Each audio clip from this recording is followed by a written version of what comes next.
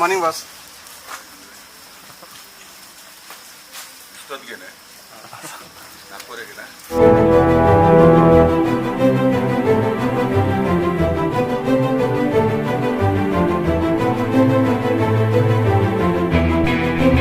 ಸರಿ. Good morning. ಇದರ Darshan actually road ಮೇಲಿದ್ದಾರೆ, ಎಲ್ಲರೂ ನೋಡಿದ್ದಾರೆ ದರ್ಶನ್ ಏನೇನು ಮಾಡ್ತಾನೆ, ಎಲ್ಲೋ ಬರ್ತಾನೆ ಅಂತ.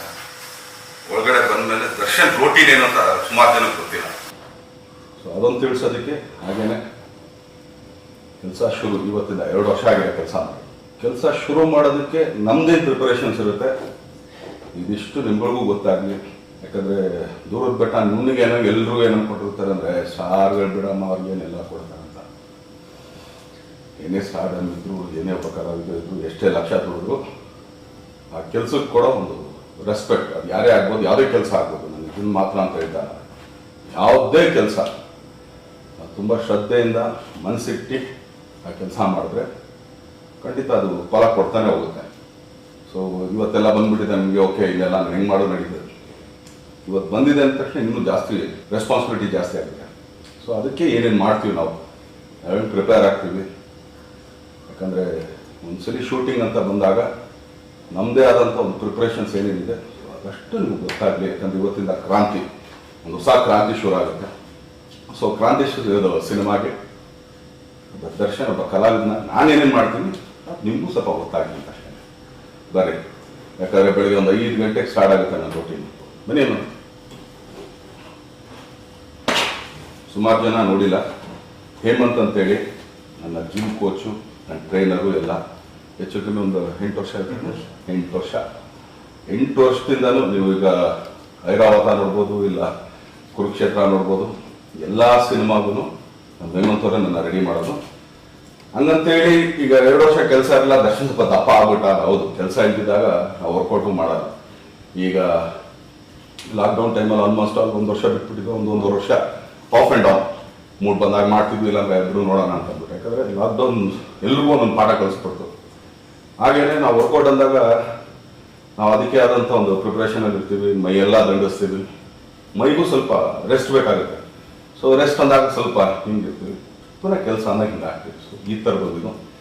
ಸೊ ಬೆಳಗ್ಗೆ ಪಾಪ ಹೇಮಂತವ್ರು 5 ಗಂಟೆಗೆ ಶಾರ್ಪ್ ಇಲ್ಲಿರ್ತಾರೆ.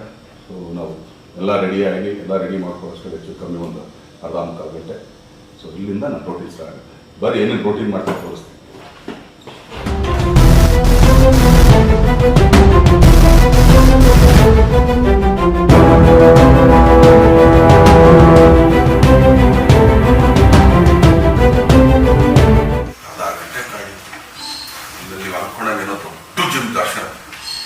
ಸರ್ವೇ ಸಾಮಾನ್ಯ ನಮ್ಮನ್ನು ವರ್ಕೌಟ್ ಮಾಡೋಕ್ಕೆ ಇಳಿಸ್ಬೇಕು ಅಷ್ಟಕ್ಕೆ ರೆಡಿ ಮಾಡ್ಕೊಂಡಿದ್ದೀನಿ ಅಷ್ಟೇ.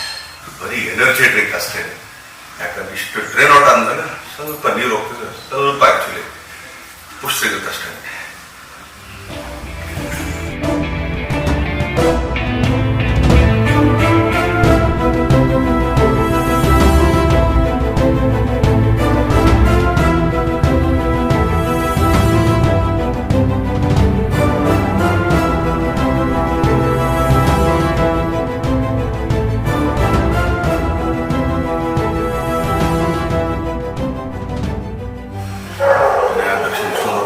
ಕೆಳಗಡೆ ನಾವು ಸಣ್ಣ ಡಂಬಲ್ ಎತ್ಕೊಳಕ್ಕಾಗಲ್ಲ, ಬೇಗ ಮಾಡ್ಕೊಬೇಡ್ರಿ.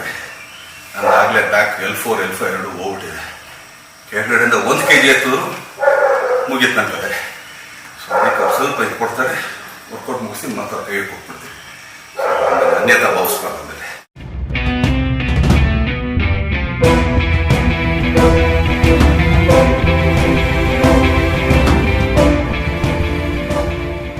ಯೂಶ್ವಲಿ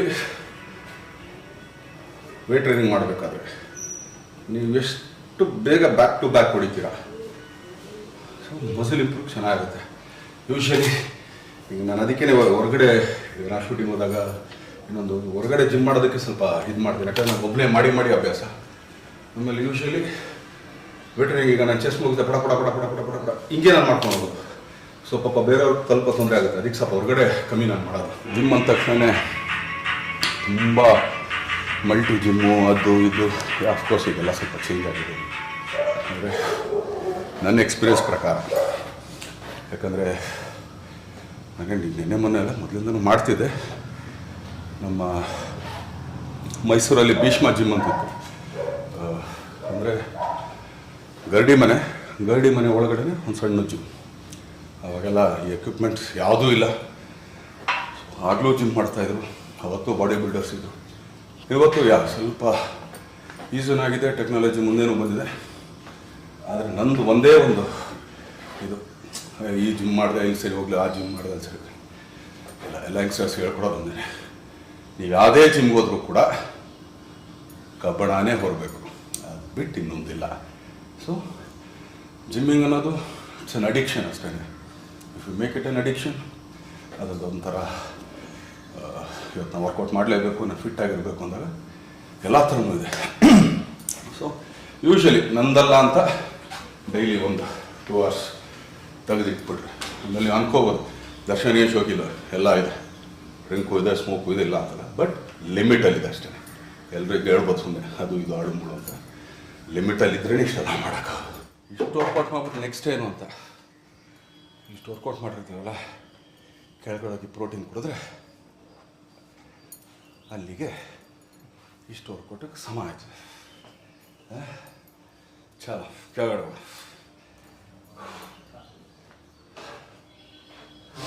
5 ಗಂಟೆಯಿಂದ 7:30 ಇಷ್ಟು ಪ್ರೋಟೀನ್ ಆಯಿತು. ಇನ್ನೊಂದು 1/4 ಗಂಟೆ ಸ್ನಾನಕ್ಕೆ ಹೋಗಿ ಬರ್ತೀನಿ. ಆಮೇಲೆ ಇಲ್ಲಿಂದ ನ್ಯೂ ವೆಂಚರ್ ಕ್ರಾಂತಿಗೆ ಎಲ್ಲರೂ ಸೇರಿ ಕ್ರಾಂತಿ ಆಡ್ಕೊಂಡು ರೆಡಿ ಆಗಿ ಚಲೋ.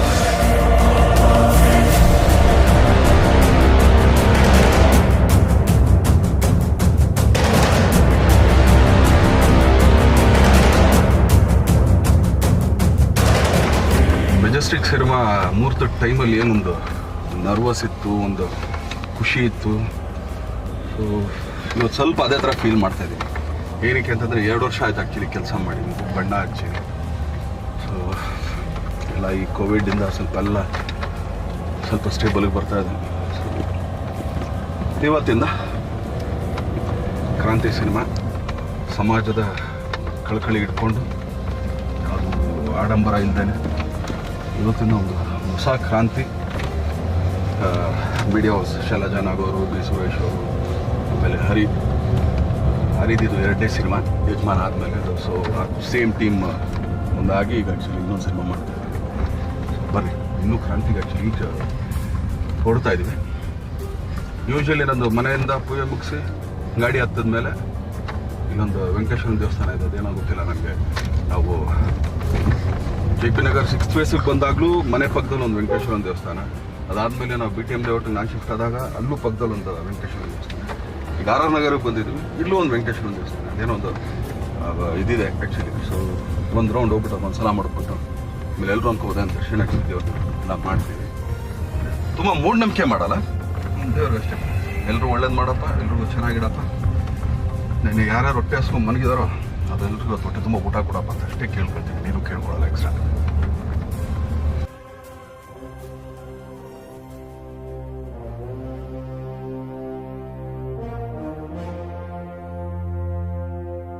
ಸ್ವಲ್ಪ ಆ ಕಡೆ ತೋರಿಸಪ್ಪ ನಮ್ಮ ಡೈರೆಕ್ಟರ್. ಈಗ ಆ್ಯಕ್ಚುಲಿ ಮೊದಲನೇದಾಗಿ ಫಸ್ಟ್ ಡೇ ಇದು ರೋಟೀನು, ಇದು ನಮ್ಮ ಜಾಗ. ನಮ್ಮ ನಿರ್ದೇಶಕರು ಇಲ್ಲಿದ್ದಾರೆ. ಫಸ್ಟ್ ಮ್ಯೂಸಿಕ್ ಡೈರೆಕ್ಟರ್ ಹೋದವ್ರು ಹೇಳ್ದಂಗೆ, ಬಟ್ ಈಗ ಇದು 2ನೇ ಸಿನಿಮಾ ಡೈರೆಕ್ಟ್ರು. ಸೊ ಏನು ಸರ್, ಕ್ರಾಂತಿ ಏನು ಮಾಡಬೇಕು ಅಂತ ಕಂಡಿದ್ದೀರಾ ಸರ್? ಅಕ್ಷರ ಕ್ರಾಂತಿ ನೋಡ್ರಪ್ಪ. ಈಗ ಅಕ್ಷರ ಆ್ಯಕ್ಚುಲಿ ಏನು ಯಜಮಾನ ಮಾಡಿದಾಗ 8ನೇ ಕ್ರಾಂತಿ ಒಂದು ಮಾಡಿದ್ವಿ. ಸೊ ಈ ಸಲ ಒಂದು ಅಕ್ಷರ ಕ್ರಾಂತಿ ನಮ್ಮ ಡೈರೆಕ್ಟ್ ಅಂತ ತೋರಿಸಿದ್ವಿ. ಈಗ ನಮ್ಮ ನಿರ್ಮಾಪಕಿ ಅವ್ರು ಕೂತಿದ್ದಾರೆ. ಅಮ್ಮ ಹೆಂಗ ಅನಿಸ್ತಾ ಇದೆ ಅಮ್ಮ 2 ವರ್ಷ ಆದ್ಮೇಲೆ? ತುಂಬಾ ಖುಷಿ ಆಗ್ತಾ ಇದೆ. ಫಸ್ಟ್ ಟೈಮ್ ಶೂಟಿಂಗ್ ಮಾಡುವಷ್ಟು ಖುಷಿ ಇದೆ. ಯಾಕಂದ್ರೆ ಹೆಂಗ್ ಅನ್ಕೊಂಡಿದ್ದೀರಮ್ಮ ಕ್ರಾಂತಿನ? ಕ್ರಾಂತಿ ಮಾಡೋಣ ಸರ್, ಒಂದು ರೆವಲ್ಯೂಷನ್ ಮಾಡೋಣ. ಇಷ್ಟು ವರ್ಕೌಟ್ ಮಾಡಿದ್ಮೇಲೆ ದರ್ಶನ್ ಏನು ತಿಂತಾನೆ ಅಂತ ಅಂದ್ಬಿಟ್ಟ ಇದೇ ತಿನ್ನೋದು. ಆ್ಯಕ್ಚುಲಿ ಸ್ಪೆಷಲ್ ಫುಡ್ ಏನಲ್ಲ. ಮನೇಲಾದರೆ ಟಿಫನ್ ಮಾಡಲ್ಲ. ಏನಕ್ಕೆ ಅಂತಂದರೆ ಮನೇಲಿ ಒಂದೇ ಒಂದು ಐಟಮ್ ಇರುತ್ತೆ. ಆ್ಯಕ್ಚುಲಿ ಒಂದು ಅರ್ಧ ಇಡ್ಲಿ, ವಡೆ. ವರ್ಕೌಟ್ ಮಾಡಿದ್ರು ಡಯಟ್ ಅಂದರೂ ವಡೆ ಇರಲೇಬೇಕು. ಅದಾದಮೇಲೆ ಇನ್ನೊಂದು 2 ಏನೇನು ಐಟಮ್ ಇದೆ? ಉಪ್ಪಿಟ್ಟು, ಅವಲಕ್ಕಿ ಬಾತು, ದೋಸೆ. ಇದೆಲ್ಲ ಇಷ್ಟು ತಿಂದರೆ ಟಿಫನ್ ಮಾಡೋದು ಅನ್ಸುತ್ತೆ. ಬನ್ನಿ ಟಿಫನ್ ಮಾಡುವ.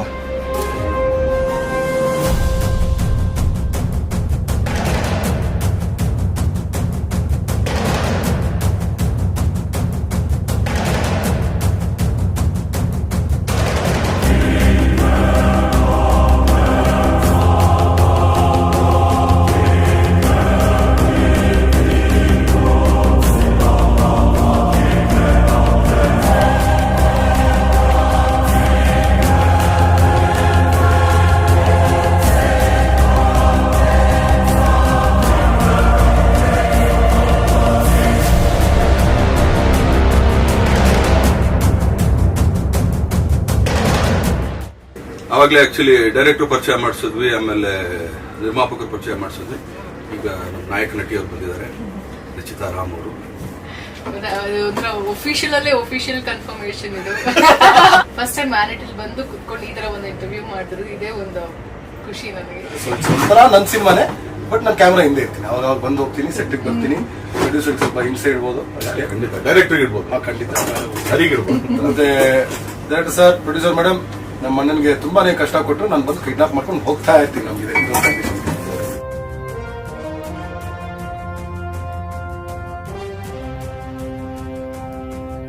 ಬೆಳಗ್ಗೆ ಒಂದು 5 ಗಂಟೆಯಿಂದ ಹಿಡಿದು ಈಗ 11:30. ಸೊ ಇವತ್ತಿನ ಒಂದು ಕೆಲಸ ನಂದು ಏನೇನಿದೆ ಎಲ್ಲ ತೋರಿಸಿದ್ದೀನಿ. ಮತ್ತು ಮುಹೂರ್ತ ಆಗಿದ್ದಕ್ಕೆ ಬರೀ ಇಷ್ಟಕ್ಕೆ ಮುಗ್ದಿದೆ. ಇನ್ನೊಂದು ದಿನ ಆ್ಯಕ್ಚುಲಿ ಬೆಳಗ್ಗೆಯಿಂದ ಹಿಡಿದು ಶೂಟಿಂಗ್ ಹೋಗಿ ಬಂದು ಏನೇನು ಮಾಡ್ತೀನಿ ಇಷ್ಟೂ ಒಂದ್ಸಲಿ, ಯಾಕಂದರೆ ನಿಮಗೂ ಸ್ವಲ್ಪ ಗೊತ್ತಾಗಲಿ ನಾವು ಏನು ಮಾಡ್ತೀವಿ ಅಂತ ದೊಡ್ಡದಾಗೇನು ಮಾಡಲ್ಲ, ಸಣ್ಣದಾಗಿ ನಮ್ಮ ಕೆಲಸದ ಮೇಲೆ ನಾವೇನು ಮಾಡ್ತೀವಿ, ಸೊ ಕೆಲಸ ಹೆಂಗಿರುತ್ತೆ, ಸೊ ಇದ್ರ ಬಗ್ಗೆ ಹೇಳೋದಕ್ಕೇ ಇನ್ನೊಂದ್ಸಲಿ ಖಂಡಿತ ಸಿಗೋಣ. ಇವತ್ತಿಂದ ಕ್ರಾಂತಿ ಸ್ಟಾರ್ಟ್ ಆಗಿದೆ. ಸೊ 2 ವರ್ಷ ಆಯಿತು ಸಿನಿಮಾ ಮಾಡಿ. ಸೊ ಇದು ಬೇರೆ ಆಯಾಮ ಇರೋಂಥ ಒಂದು ಸಿನಿಮಾ. ಸೊ ಇದಕ್ಕೆಲ್ಲ ನಿಮ್ಮ ಪ್ರೀತಿ, ಪ್ರೋತ್ಸಾಹ, ಬೆಂಬಲ, ಆಶೀರ್ವಾದ ಕೊಡಿ. ಯಾಕಂದರೆ ಹರಿಕೃಷ್ಣ 2ನೇ ಸಲ ಮಾಡ್ತಾ ಇರೋದು. ಸೊ ಅದೇ ಸೇಮ್ ಟೀಮ್, ಆ್ಯಕ್ಚುಲಿ ಯಜಮಾನ ಏನು ಟೀಮ್ ಇತ್ತು ಅದೇ ಟೀಮ್ ಮಾಡ್ತಾಯಿದ್ದೀವಿ. ಇದರಲ್ಲಿ ಸ್ಪೆಷಲ್ ಏನಂತಂದರೆ ರವಿ ಸರ್ ಇದ್ದಾರೆ, ಆಮೇಲೆ ಸುಮಮ್ಮ ತುಂಬ ಒಳ್ಳೆಯ ಪಾತ್ರದಲ್ಲಿ, ಹಾಗೆಯೇ ರಚಿತಾ ರಾಮ್ ನಾಯಕಿ ಮಾತಾಡ್ಸಿದ್ದೀನಿ. ಇವರೆಲ್ಲ ಸೇರಿ ಇನ್ನೂ ಒಂದು ಕಲಾವಿದರ ದಂಡೇನೇ ಇದೆ. ಸೊ ನಿಮ್ಮ ಆಶೀರ್ವಾದ ಸದಾ ನಮ್ಮ ಮೇಲಿರಲಿ, ಕನ್ನಡ ಚಿತ್ರರಂಗದ ಮೇಲಿರಲಿ ಅಂತ ಕೇಳ್ಕೊಳ್ತೀನಿ.